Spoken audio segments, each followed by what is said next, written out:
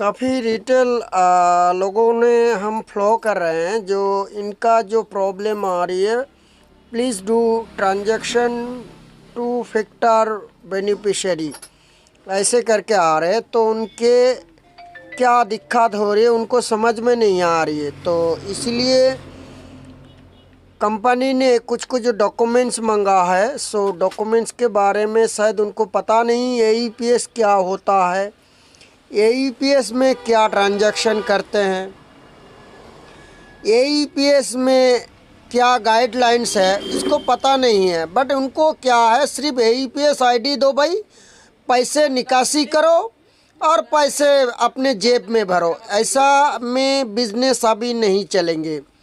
सो सभी मर्चेंट को फॉलो करना पड़ेंगे, ट्रांजैक्शन में क्या दिक्कत होते हैं और क्यों ट्रांजैक्शन नहीं होता है।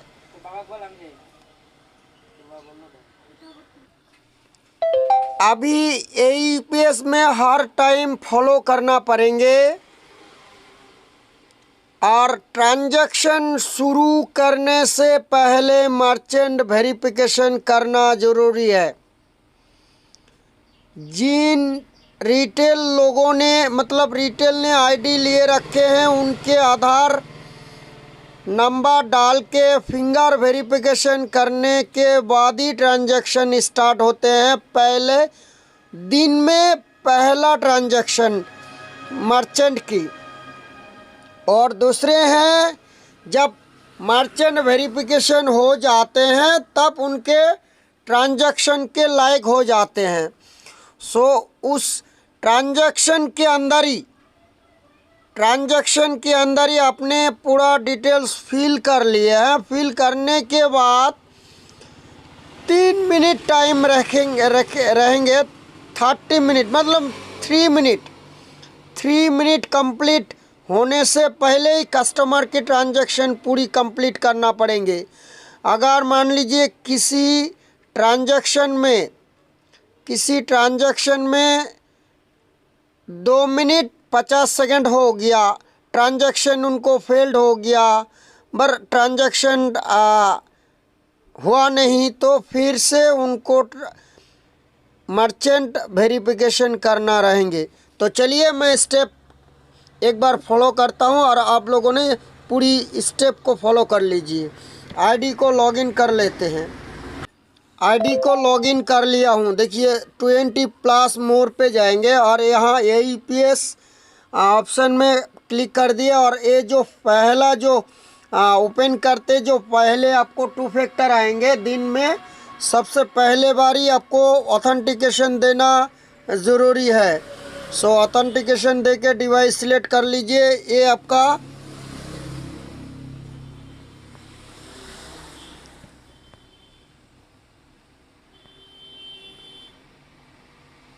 आपका वेरिफिकेशन यानी एजेंट वेरिफिकेशन कंप्लीट हो गया। उसके बाद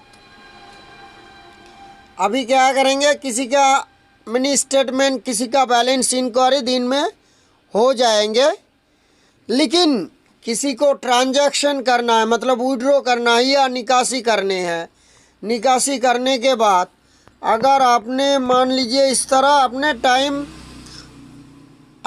इन्वेस्ट कर लिए, 3 मिनट निकल गए हैं, तो फिर आपको फिर से एजेंट वेरीफाई कर लेना है।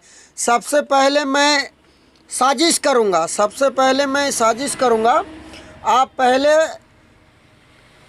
कस्टमर की मोबाइल नंबर दे दीजिए, आधार नंबर दे दीजिए, अमाउंट दे दीजिए।